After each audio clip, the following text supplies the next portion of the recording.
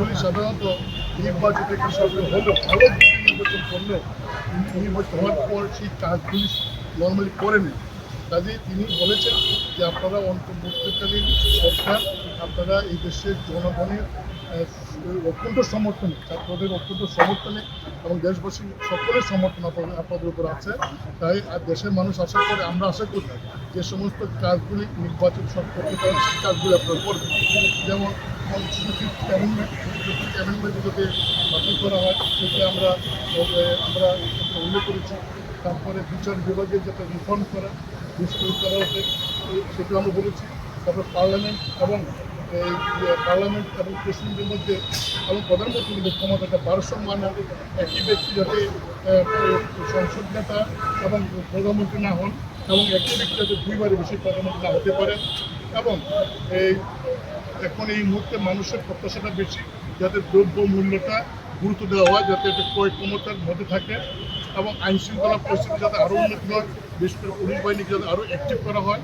এই সমস্ত বিষয়ে আমাদের মানুষ আলাপ করেছেন। তারপরে আমরা এটা বলেছি যে এই সংস্থাগুলি দাবি আসছে জনগণের পক্ষ থেকে এবং আমরা করেছি, সেই সংস্থাগুলি করে তারপর নির্বাচন বিষয়ে সরকার বা এই সরকার চিন্তা করতে পারে।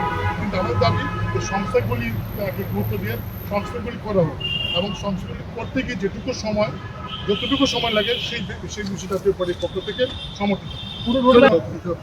দেখুন, তখনকার প্রেক্ষাপটে আমি নির্বাচন করেছি। একটু হলো দেখেন, সংবিধান অনুযায়ী যখন নির্বাচন হয়, আমরা কিন্তু প্রত্যেকটা নির্বাচন অংশগ্রহণ করেছি। অনেক দল আছে, অনেকে ক্ষমতা গেছে, আমরা ক্ষমতা ছিলাম, সবারই কম বেশি ভুল ত্রুটি আছে, তাই সেই জন্য আমরা বলছি যে রাজনৈতিক পরীক্ষা সংস্থাগুলি করবে, এটা আমাদের মনে হয় না। তাই এই সরকারের পক্ষে করা সম্ভব। আমাদের অনেক ভুল ত্রুটি আছে, সেই ভুল ত্রুটি যাতে ইচ্ছা করলে করতে না পারি, সেই জন্য এই সংস্থাগুলি প্রয়োজন। চেয়ারম্যান বলেছেন যে সংস্থাগুলি আসুক প্রয়োজন, খুবই প্রয়োজন। সেই সংস্থাগুলি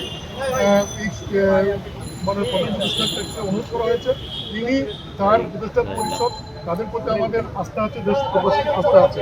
এবং আমাদের চেয়ারম্যান এটা বলেছেন যে ওনারা স্থায়ীভাবে ক্ষমতায় যাওয়ার নিজের আসেন না, ওনার প্রত্যেকের নিজস্ব পেশা আছে। তারা আসছেন দেশের প্রয়োজনে, দেশের স্বার্থে তারা কাজ করছেন।